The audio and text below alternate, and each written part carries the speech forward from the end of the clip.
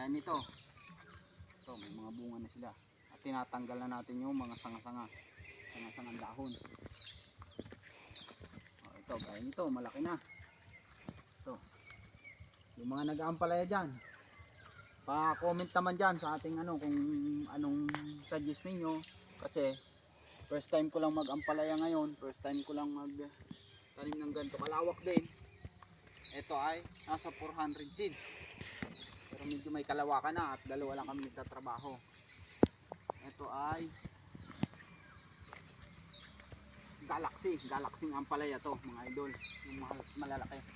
Lahat naman bili ang binhi. At siguro ito ay ang aming paumpisa ay siguro nagkakahalaga na to ng 24,000 ang aming mga binhi. Wala pang kasama, hindi pa kasama ang sahod doon mga idol.